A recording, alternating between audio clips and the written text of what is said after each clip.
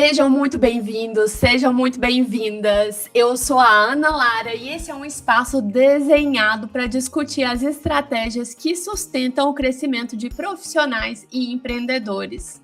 Eu sei que muitos de vocês que nos assistem hoje se sentem que estão numa esteira digital, produzem conteúdo todos os dias, gravam vídeos, o cansaço é real, mas o faturamento e a autoridade não mudam.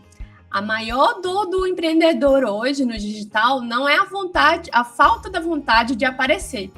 É o esgotamento por postar para preencher tabela, sem uma estratégia que converta.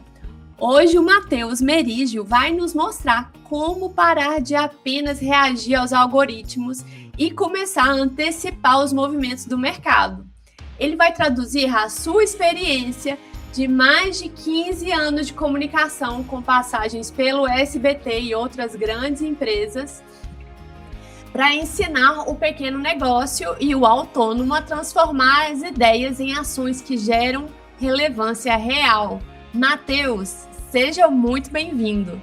Obrigado, Ana. Obrigado pelo convite, viu? Prazer estar aqui. E é exatamente isso, né?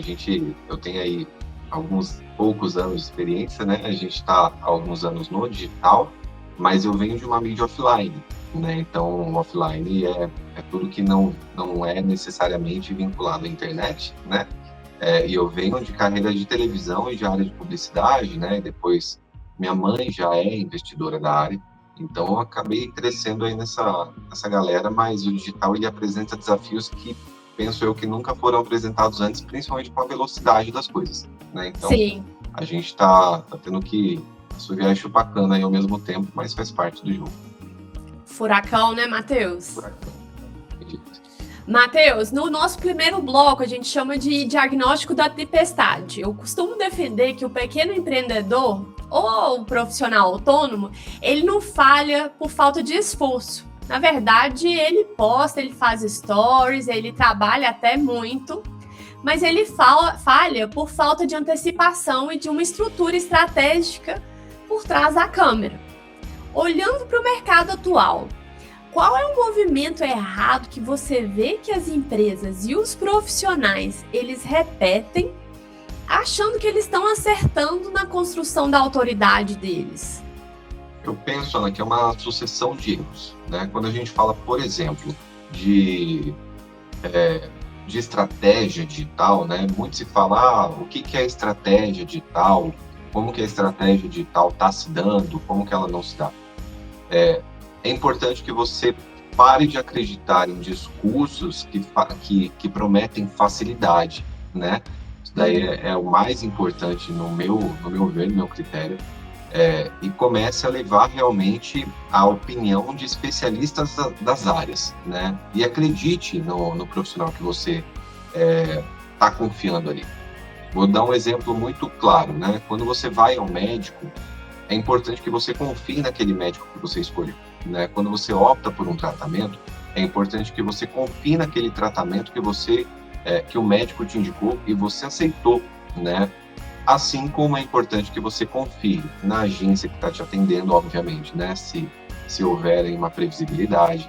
É Sim. Importante que você tenha, obviamente, uma pessoa que faça uma estratégia adequada ou então que você seja um especialista de estratégia, por exemplo, né? Tem alguns empresários que estudam isso, mas que você estude com pessoas competentes de fato e que você pare de acreditar, né, em discursos de facilidade. E Silvio Santos, né, que é o deus da televisão aí, eu fui funcionário, né, do SBT, mas Sim. Silvio Santos já falava que tudo que é fácil não é tão fácil assim, né? Então é importante que você tenha essa consciência, né, de que negócios são negócios e negócios demandam trabalho, e trabalho é longo prazo, né? Trabalho é construção. Então você está preocupado com o seu posicionamento, por exemplo, mude posicionamento ou então crie um posicionamento de fato e persista nesse posicionamento, deixe com que ele mature, pare de mudar o tempo todo. Eu atendo clientes que têm essa ansiedade, né, pelo resultado rápido. Não existe resultado rápido, seja na internet ou qualquer outro negócio, né?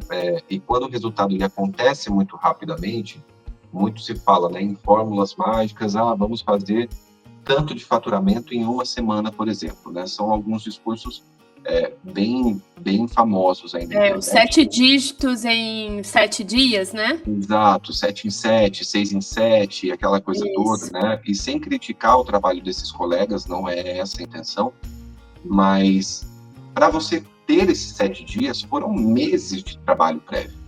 Você não vai ficar rico em 7 dias, pelos 7 dias, e acabou o trabalho, né? Então, Sim. tudo é uma construção. É importante que você tenha consciência disso, né?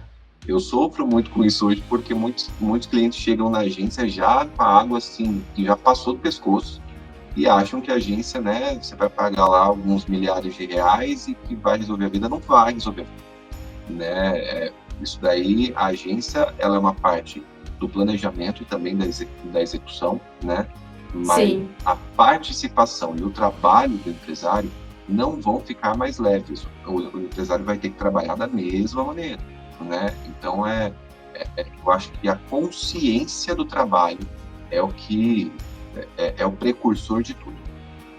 Tá, em poucas palavras, se a gente pode resumir isso, é a consciência do trabalho, esse foco na construção, né? Aliado com o tabuleiro estratégico, né? Exato. A estratégia é o que permeia todos os processos. Sem estratégia não tem festa, não tem graça, não tem dinheiro, não tem conteúdo, não tem... vou gravar um vídeo aqui só para gravar, melhor que não grave, né? Então, sim, exatamente. Aí é esforço jogado no lixo, né? Exato. Pode ser que você entre no teor das exceções, tá? Existem exceções. Que você entre lá, não, mas o fulano conseguiu, show, top, que bom para ele, né? Mas você não pode ficar pautando a sua empresa em exceções, né? Sim. São pouquíssimos os profissionais que conseguem lugares gigantes na internet. E lembrando, que é uma coisa que eu falo muito para clientes, não é porque você tem uma quantidade gigantesca de seguidor que você vai ter comprador. São coisas diferentes, né? Seguidor nunca trouxe vendas efetivas de qualquer maneira, né? Sim. É importante que você tenha essa consciência também. Então, tudo está aliado à estratégia. Isso. Matheus, você tem a formação de cinema e audiovisual, né? Além de pós-graduação em marketing e criação de conteúdo.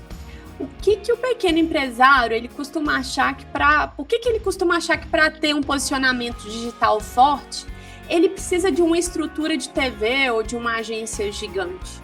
Eu acho que é principalmente autossabotagem, viu, Ana? É a desculpa de não gravar. Hoje eu tô, né? Hoje eu tô atolado de coisa, hoje eu tenho compromisso com a minha filha, hoje eu tenho compromisso com meu pai, hoje eu tenho, né? Eu vejo muito isso, né? Muitos empresários, né? Hoje um pouco menos, né? Porque eu vou catequizando, que nem meu cliente sabe, né? Que Sim. Eu fico em cima mesmo e eu mando mensagem de madrugada se precisar, então eu sou bem atento com essas coisas. Mas, e eu falo muito abertamente com os meus clientes também. Mas tem cliente que fala, eu vou gravar quando der, né? Não coloca como prioridade o conteúdo que vai ser criado, né? Isso daí é um erro gigantesco. Então, é importante que você tenha consciência do valor desse trabalho, né? Dessa etapa do trabalho, para que as coisas aconteçam a contento, né? Tá, ok, sim. E qual que é a vantagem competitiva que você vê no pequeno negócio ou no profissional autônomo que ele consegue ter no digital, mas que ele não percebe? Tem vantagens e desvantagens, Ana. A principal desvantagem é o dinheiro, né? A desvantagem do pequeno empreendedor, empresário, né? Pequena empresa, é a falta do dinheiro, porque a gente sabe que isso daí impacta diretamente em resultado. Sim. Não adianta, né? A gente achar que não, porque isso é um fato, né? Mas a principal vantagem é você ter um relacionamento mais próximo com o teu cliente, né? Isso favorece compra, recompra, né? E também uma possibilidade, quando você é pequeno, de começar de forma organizada o teu processo, né? Então, a gente fala muito sobre a questão da recompra, né? Do remarketing. Dentro da área do marketing, o remarketing, ele é uma das principais pontas, né? porque ele é muito barato. O remarketing, Sim. para uma empresa que teve, para uma pessoa que teve contato com a sua empresa em algum momento, para ela receber um novo material da sua empresa, é muito mais barato. Tem casos que a gente consegue 10% do valor, né, que foi investido para captação inicial. E quando a gente fala, por exemplo, de follow-up, né, que a gente fala muito sobre a questão de follow-up dentro das empresas, o empresário que ele investe no follow-up, isso não é o Matheus está inventando, tá? São pesquisas globais mesmo. Não.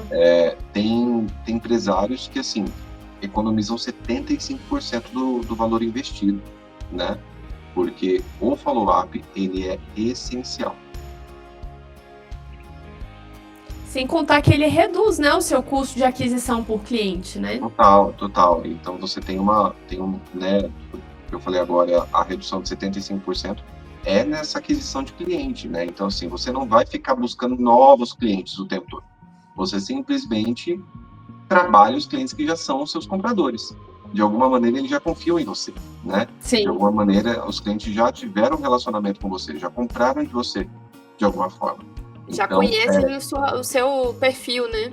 Exato. Então, assim, já gostam do seu trabalho, né? E se eles voltarem, é um excelente feedback do mercado, inclusive, que muitos clientes, Ana, muitos empresários, não estão muito abertos a críticas do público, né? O que é um problema seríssimo também, porque se você é empresário, se você assumiu esse lugar, você tem que estar aberto à crítica e faz parte do jogo. Você não tem que se balizar pelas críticas, né? O balizar pela crítica eu acho muito errado.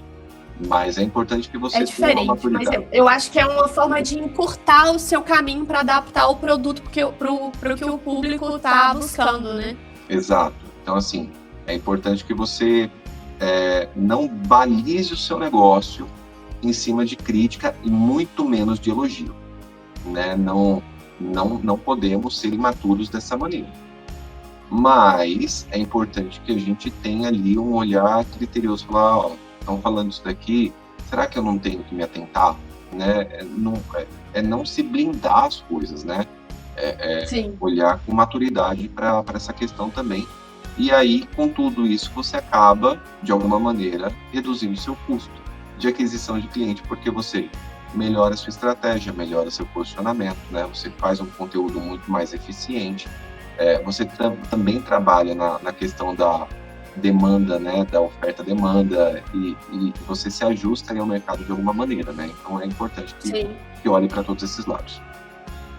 Entendi. Eu acho que eu acrescentaria até um pouco em relação a essa vantagem competitiva que o pequeno empresário tem e que às vezes não se dá conta, mas a própria agilidade local que ele tem, a percepção e esse contato próximo com o cliente dele, que traz para ele essa capacidade de se adaptar mais rápido, né? Se você alia isso com os critérios de eficiência e posicionamento, isso aí é um senhor remédio para ser mais competitivo, né? É o que a gente chama de sair do papel de executor para se tornar estrategista do próprio valor, né, Matheus? Exato, e você vai construindo também, né? Quando você tem essa proximidade maior, você tem uma intimidade com o teu cliente que os grandes empresários dificilmente têm, né? Por uma questão por uma, né, variável gigantesca aí de questões, né? Mas você consegue, inclusive, fomentar o seu conteúdo, né? Com base nessas questões também que esses clientes que são mais próximos trazem, né? Então, eu vejo que tem muitas vantagens aí competitivas. Tem muitos clientes também, né? Isso daí é uma realidade de mercado. Tem muitos clientes que buscam também um atendimento mais humanizado. As empresas grandes, apesar da inteligência artificial, né? A gente acreditou que vai falar disso depois. Sim. Mas as empresas grandes, elas estão trabalhando, investindo bilhões para humanizar os seus atendimentos, né? Mesmo com inteligência artificial. Então, é meio que uma questão conflituosa aí, né? Em termos técnicos, mas a nível de marketing eu entendo muito, porque, assim, é muito chato quando você fica só falando com uma máquina, né? E sem contar que muitas vezes você fica horas preso no mesmo problema que a máquina não consegue entender, né? Exato. Então, assim, humanizar os atendimentos, humanizar o manejo, humanizar o cuidado, né? Ele tem sido também uma procura, porque as grandes empresas já entenderam que o dinheiro mora aí, né? Eles não estão fazendo isso porque eles são muito legais. Eles estão fazendo isso visando lucro, né? Então, assim, quando a gente olha os grandes empresários se atentando para isso, os pequenos e médios empresários, eles precisam captar essa mensagem e falar, opa, o que eles estão fazendo que eu já tenho na minha mão, né? Exatamente. Então, a humanização, ela é parte fundamental, né, das coisas, hoje em dia que as coisas estão tão frias, né? Os relacionamentos estão distantes, né? Estão muito longos e longes, e, né, as pessoas estão se conectando muito pouco, né? Então, buscar essa proximidade com o seu cliente é uma mega de uma vantagem competitiva também para pequeno e médio empresário. Sim, 100%. Agora, Matheus, nós vamos entrar na nossa dinâmica que chama o tabuleiro da sobrevivência. Eu vou te apresentar 3 cenários comuns de incêndios digitais que o microempreendedor ou autônomo ele tenta apagar todo santo dia, e você vai me dizer qual é a competência de comunicação ou ferramenta técnica que pode resolver. E eu vou entrar com o checkmate da visão estratégica. Antes disso, eu ainda vou fazer uma pergunta de ouro para você. Por que o pequeno empreendedor ele prefere se esgotar fisicamente tentando fazer de tudo sozinho na operação do marketing do que parar para desenhar um processo claro de comunicação? Ana, quando a gente começa a ser empreendedor, empreendedor na verdade não é nem um estilo de vida, é uma escolha, mas é muito também de uma questão de perfil, né? Existe um perfil de empreendedor. Toda pessoa pode empreender no meu conhecimento, né? E no meu achismo das coisas. Não sei se é um fato, mas eu imagino que toda pessoa pode empreender, não em todos os negócios, mas, né, toda pessoa ela pode ser moldada de alguma maneira aí a empreender, a depender do seu perfil, né, pessoal. Mas quando a gente começa a empreender, na grande maioria das vezes, a gente começa com a cara, com a coragem e zero dinheiro, né? Então essa é a realidade do brasileiro, do jovem empreendedor e do velho empreendedor, por que não, né? A gente começa muitas vezes endividado, muitas vezes, né, tendo que assoviar, chupar cana e correr para cortar cana porque a cana tá acabando. Então a gente faz muitas coisas porque a gente não tem grana, não tem dinheiro. E né? Tem que se virar, né? E tem que se virar, né? A gente vive num país onde nada favorece o pequeno e microempresário, né? Nada. A gente tem aí algumas iniciativas governamentais, Simples Nacional, o MEI, né? Que acaba sendo uma iniciativa ok, não é nada tão maravilhoso, mas é ok, né? Não é nada mais que o justo, na verdade. Mas, assim, a gente vive num sistema de insegurança absoluta, né? Tudo custa para o empresário o tempo todo. E por esse motivo de que a gente já carrega pelo menos 2 anos desses traumas, né? De ter que fazer tudo, sem dinheiro, vendendo almoço para pagar janta, aquela coisa toda, a gente entra num looping gigantesco, né? Num looping de emoções, porque nós somos seres humanos, né? Isso tem que ser considerado, né? O empresário ele não age como uma máquina, porque ele não é uma máquina, ele é uma pessoa e ele é dotada e carregada de traumas, pesos, responsabilidades. Existe uma questão também que aí, né, é uma questão que é um defeito gigante, porque o empresário ele tende a ser egocêntrico, muitas vezes autoritário, né, e centralizador, porque ele acha que ninguém vai fazer tão bem quanto ele, porque ele ama muito o negócio dele, né? Então, é o bebê dele, né? É o bebê, é o filho dele, né? Ele pariu aquela empresa, né? Então, assim, é tal qual uma mãe de primeira viagem, né? Que não deixa ninguém pegar a mãe de bebê no colo, né? Exatamente, então, ótima comparação. Então, assim, a gente fica muito receoso de colocar alguém no processo das coisas, né? Porque, de fato, quando você é pequeno empresário, você não tem muito tempo de treinar o seu time, porque você está fazendo muita coisa. Aí você coloca 1, 2, 3 profissionais e você precisa treinar esses profissionais. Isso demanda um tempo enorme. Então, muitas vezes o empresário desiste, porque é mais fácil ele fazer do que treinar. Só que treinar time, criar posicionamento, criar conteúdo, maturar a sua empresa,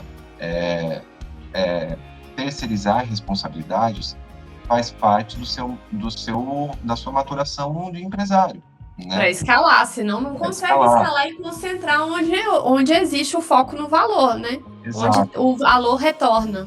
E assim, tem uma frase que eu acho que é importante, né? Que todo empresário ele tem que tomar consciência e inconsciência, né? A gente só faz coisas que estão no nível inconsciente, né? Sim. No nível consciente a gente quase nunca faz. Mas crescer é perder o controle. E é importante que você perca o controle de uma forma controlada, né? Então, ter uma estratégia te garante isso, né? Ter a estratégia te garante que você cresça e perca o controle de maneira controlada. Então, administrável, né? Exato. Então, assim, você não precisa saber exatamente o que todo mundo faz o tempo todo, mas você precisa saber como está a saúde da sua empresa, como estão as suas entregas, como que o teu cliente está reagindo. O foco do empresário, ele tem que ser no cliente, ele tem que ser na efetividade do serviço ou produto que ele faz e que ele exerce no mercado, né? Sim. E respondendo, né, voltando para a minha área do marketing, né, a questão da maturação do conteúdo e de todas as frentes, né, que a gente trabalha no marketing, a gente precisa, aos pouquinhos, também colocar pessoas nesse processo do conteúdo, né, para que a gente cresça, senão aí a gente fica no mesmo lugar e isso daí, ficar no mesmo lugar, movimento é vida, né? Então, quem não se movimenta, morre. 100%. Não se movimentar é sentença de morte. Exatamente.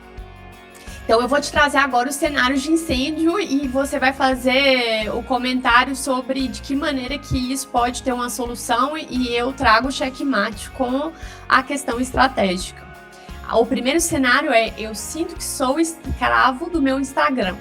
Se eu não postar 3 vezes por dia, parece que o meu negócio ele some e meus clientes esquecem que eu existo.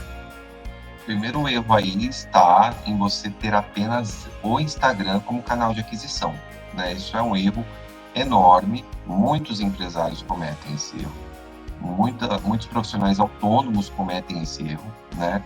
Nós passamos por uma questão recente, né, de um cliente que perdeu uma página aí com 500 mil seguidores por N questões, né? Não foi de competência da agência, né? Foi uma questão externa. Mas nós perdemos. Esse cliente ele estava no meio de um lançamento de um infoproduto. E foi um baque enorme. Mas esse cliente, ele seguiu as orientações que nós passamos para ele e ele tem um TikTok ativo, ele tem um YouTube ativo, ele tem outras frentes ativas, ele tem o WhatsApp que trabalha de uma maneira automatizada e também humana, né, de uma maneira muito potente. Então, a gente conseguiu fazer o lançamento, a gente conseguiu um faturamento muito bacana, né, que foi agora no último final de semana. Então, você ficar escravo de apenas uma rede é inadmissível nos dias de hoje, né, com a quantidade de redes que nós temos. E Sim. Também é importante que você tenha uma assessoria interessante, que você combine a quantidade de entregáveis, né, e você veja realmente, peça a opinião da sua agência, obviamente, né, mas também passe para a agência as demandas que você quer, né, para ver se a agência consegue te atender daquela maneira também, né. Então, tem várias frentes aí que a gente tem que adaptar nesse caso. Sim, 100%. Acho que também tem a questão de um erro de leitura em relação ao volume de posts também, né, porque sem uma estrutura que sustenta e automatiza a distribuição do seu conhecimento, o marketing acaba virando uma peneira, né, Matheus? Uma peneira de tempo. Você gasta energia criando o básico cada vez, em vez de focar na expansão do negócio, né? Não, e assim, criar conteúdo só por criar, não, né? Pode ser, Ana, que assim, você entre numa questão das exceções, né? Isso existe, isso acontece. com esse post o cliente ganhou 100 mil seguidores. Acontece, já aconteceu na agência, né? Isso é o comum? Não.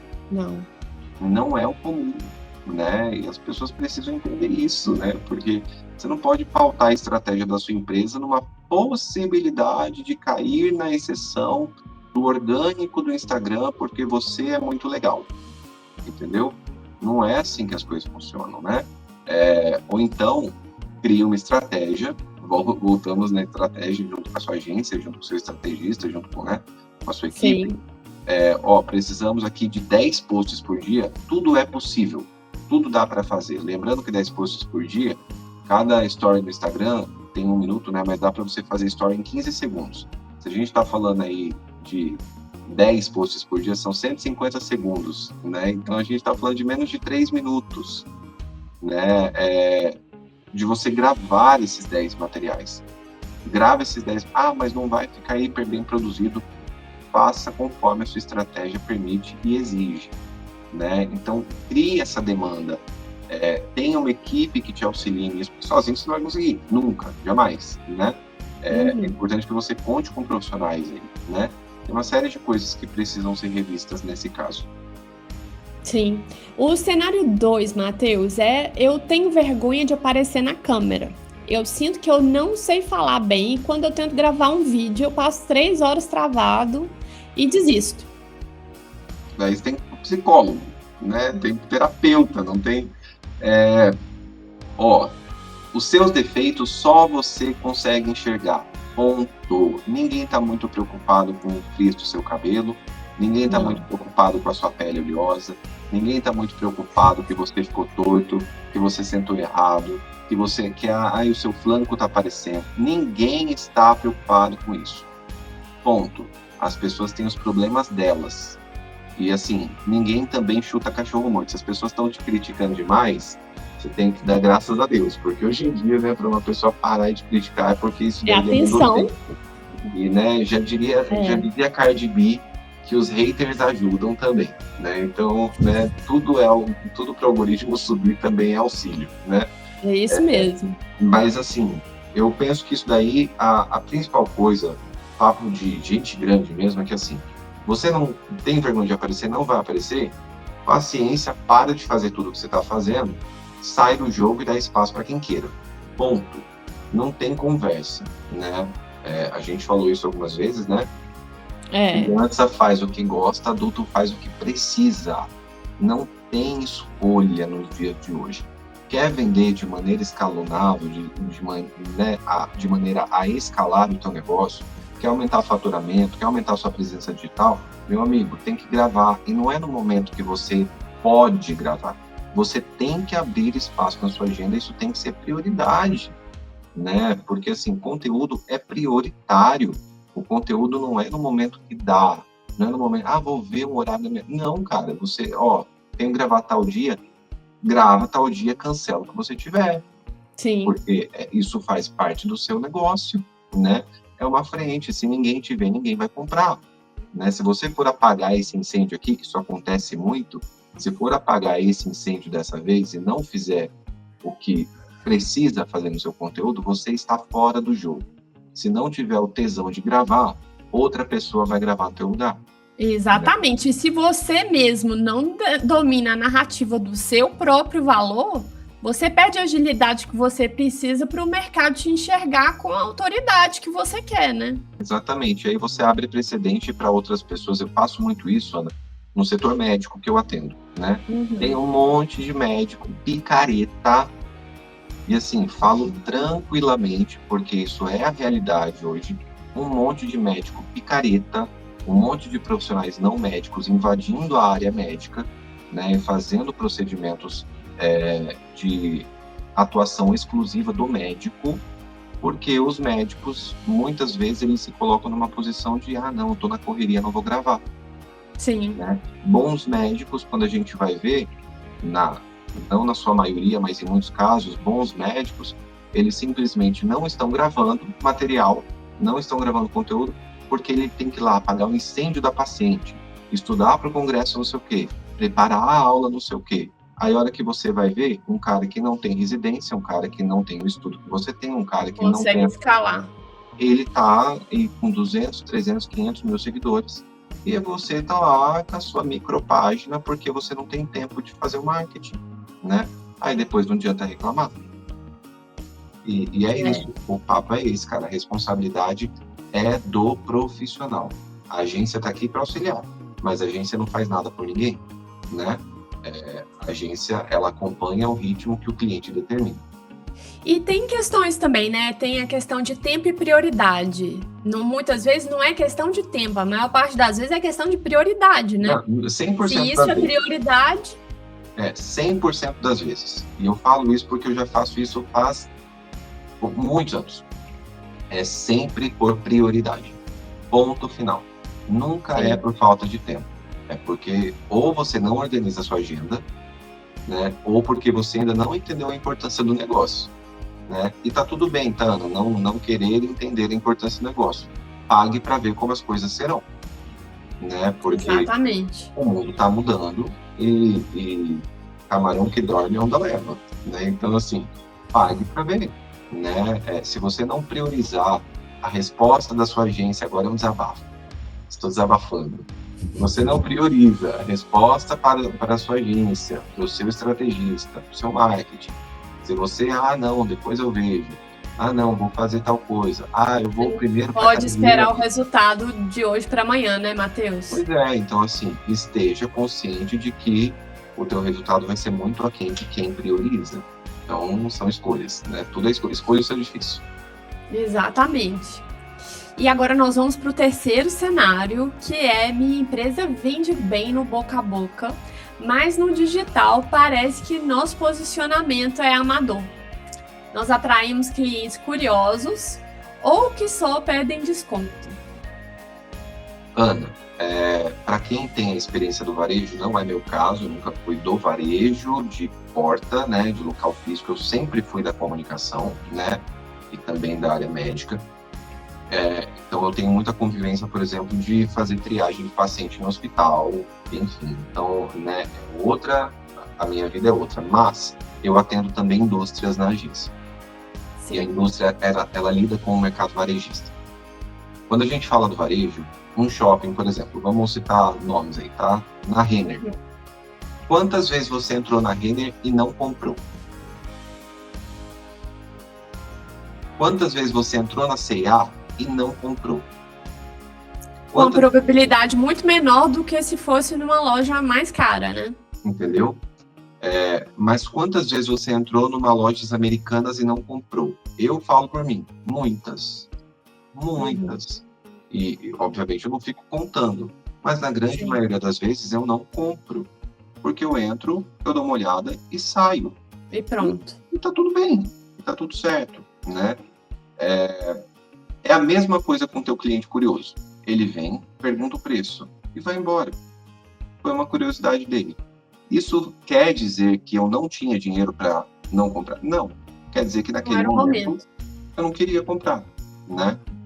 É a mesma coisa quando a gente fala de um cliente que busca o teu produto, o teu serviço, né? Sim. De maneira curiosa, né, na internet. Trabalhe esse cliente, né? Isso são pesquisas globais, tá? Volto a falar, não é o Matheus que está falando isso. Isso é validado globalmente, né? O Vale do Silício fala isso, né? São os donos do planeta. Para você fechar uma venda, são pelo menos 12 follow-ups. Acabou. São 12 tentativas. Hoje a gente vive num imediatismo tão grande, numa necessidade do imediatismo tão violenta, porque eu considero violento esse movimento, que o cliente acha que o empresário acha que o cliente vai bater na porta dele, no caso do WhatsApp, já querendo comprar a todo custo, e não vai. Não é assim que funciona, né? É relacionamento, você cria relacionamento a longo prazo, você trabalha essa base captada, por isso que a gente fala hoje de CRM. CRM não é um registro médico, CRM é a base de leads que você tem, né? E dentro dessa base de leads, você trabalha esse cara, você trabalha esse cliente, né? Tudo é trabalho. Então, vai ter trabalho. Você precisa ter vendedor, você precisa ter uma secretária treinada, você precisa ter um time treinado para você tratar esse cliente, para cuidar desse cliente, né? Entendi. Ser personalizável para esse cara, né? Ser safo também, ser esperto na hora da captação e na hora da venda. A venda é um trabalho, né? A inteligência artificial que for pode chegar para fazer a triagem. Pode ser o autoatendimento que for, o ManyChat que for, a automatização que for. Nada vai substituir o trabalho do vendedor. Sim. Então, você precisa saber vender. O cliente chegou na sua mesa, fale de preço, fale primeiro de valor, né? O valor ele vem antes do preço. Mas fale de preço sem medo, sem problema, porque o cliente sabe que ele vai ter que gastar, né? E o cara que chega para o cliente com esse medo de falar, né? Ele já chega de forma, né, não confiante, isso daí já complica a venda. Já complica, né? Mas assim, chegou curioso, guarde esse número, trabalhe esse número e trate com maturidade. A taxa de conversão hoje, quando a página é ruim, é numa média de 3%, né? Ligeiro de 3% a 5% que a gente tem números que a própria meta nos dá, né? Sim. Quando a gente tem esse follow-up e a gente trabalha da maneira que deve ser trabalhada, a gente aumenta para 40% a taxa de conversão, de possibilidade, tá? Não de número efetivo, mas de possibilidade.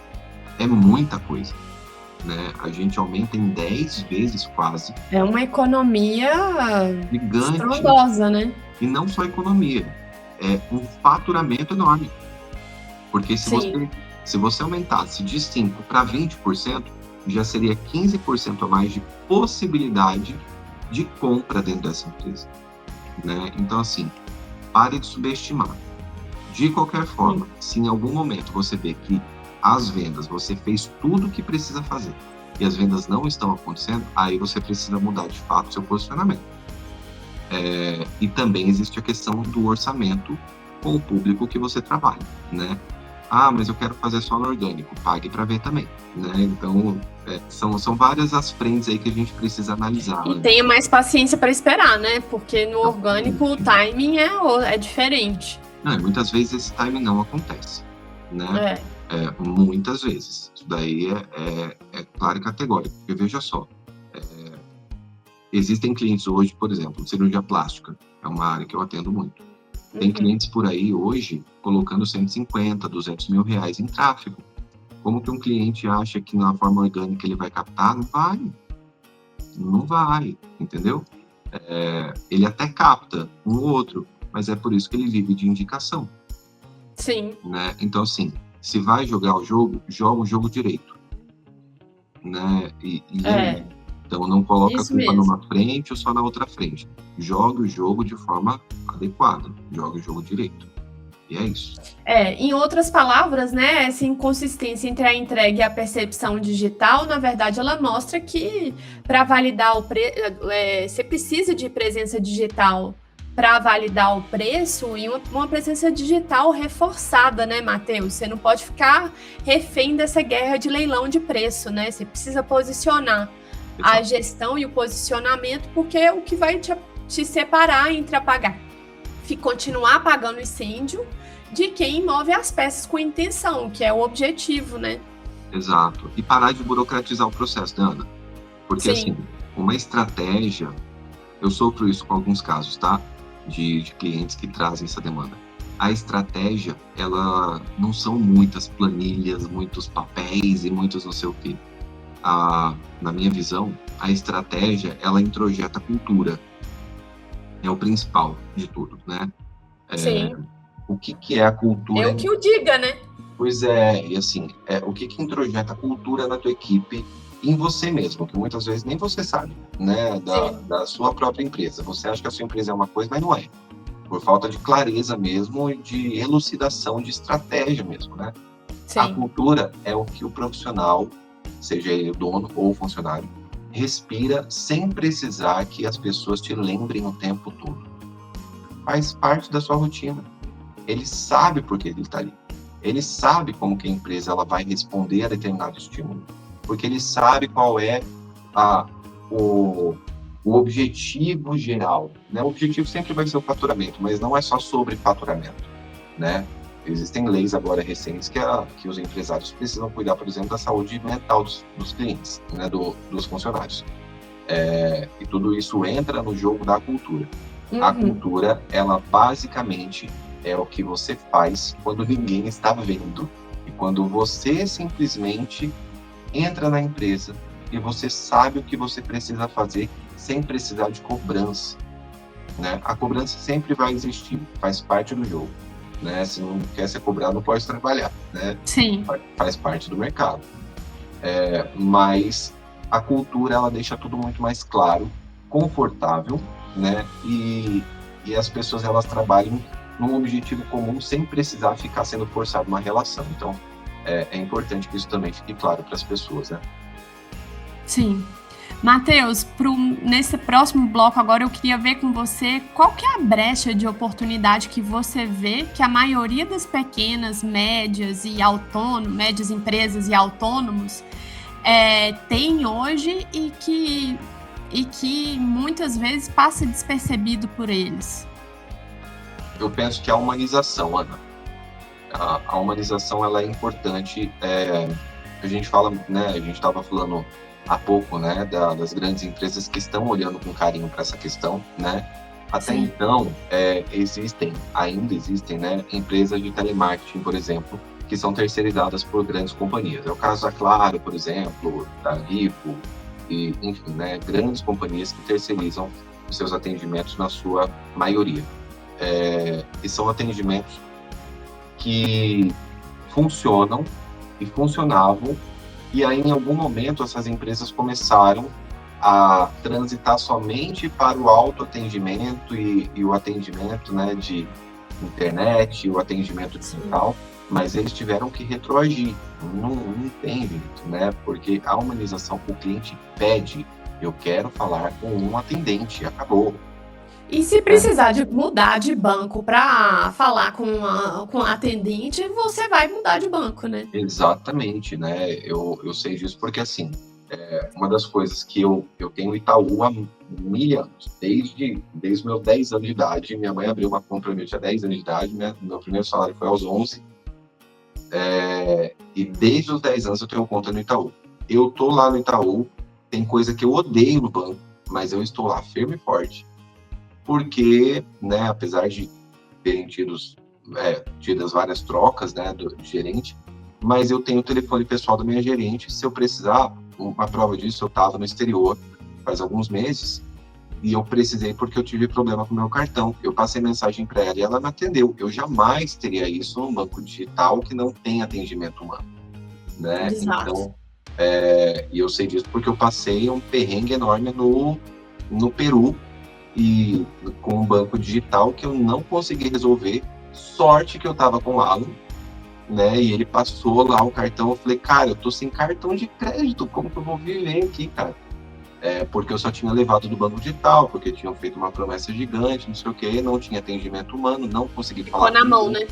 Fiquei na mão, né? Então, assim, não troco o meu atendimento humano por nada. Pior que eu sou do digital, eu tenho agência, eu defendo a inteligência artificial, mas eu acho que uma coisa não substitui a outra de forma alguma, né? E a grande oportunidade que os pequenos e médios empresários têm, e os microempresários, né, é a humanização e a proximidade com o cliente para balizar também os seus conteúdos. Para balizar também, né? Para balizar o seu conteúdo, para balizar a sua estratégia. Ele tem proximidade e a capacidade de adaptar mais rápido, né? Exato, e ele, assim, ele não tem que, vamos passar por uma diretoria para implementar isso no próximo trimestre, semestre. Menos engessado. Muda hoje, semana que vem já está ativo, né? Então, assim, essa rapidez, né? Essa baliza e essa rapidez, essa agilidade, ela favorece muito, né? Isso a gente fala muito com relação, por exemplo, ao conteúdo que a gente faz. Então, assim, Matheus, esse conteúdo aqui, não vamos mudar, não sei o quê. A gente consegue fazer isso de maneira muito rápida, porque, né, o pequeno e micro, ele responde de uma maneira muito mais rápida. Então, é muito mais fácil. E é o famoso, o olho do dono que engorda o porco, né, Matheus? Pois é. não, a gente luta para que não seja só assim, né? A gente luta para tirar um pouco o dono da chácara, né, da família. Descentralizar. A gente luta para descentralizar essa questão aí, mas a gente sabe que, né, ter o olhar do dono ali é importante. E a humanização é essencial. São coisas diferentes, né? Elas têm limite também. Exato, exatamente. Então a gente está se aproximando do nosso encerramento para o bloco A Rota da Fuga. E para fechar uma ação imediata, Matheus, para quem está se sentindo engolido pelo algoritmo e pela tempestade do digital hoje, qual que é a luz e o primeiro passo que você recomendaria para esse profissional e empreendedor não perder o norte? A primeira coisa, assim, seguramente eu falo com absoluta tranquilidade, pare de comparar a sua realidade com a outra realidade de coleguinha, né? Você não sabe o que esse coleguinha fez, você não sabe o quanto ele investiu, você não sabe quantas pessoas, você só vai saber o que essa pessoa conta, mas vale lembrar algo que já deveria fazer parte do consciente e inconsciente coletivo, de que as pessoas só mostram o que elas querem mostrar. Eu vi há algumas semanas, Ana, um grande empresário que falou uma mentira enorme, e de mentira a internet está lotada, Sim. né?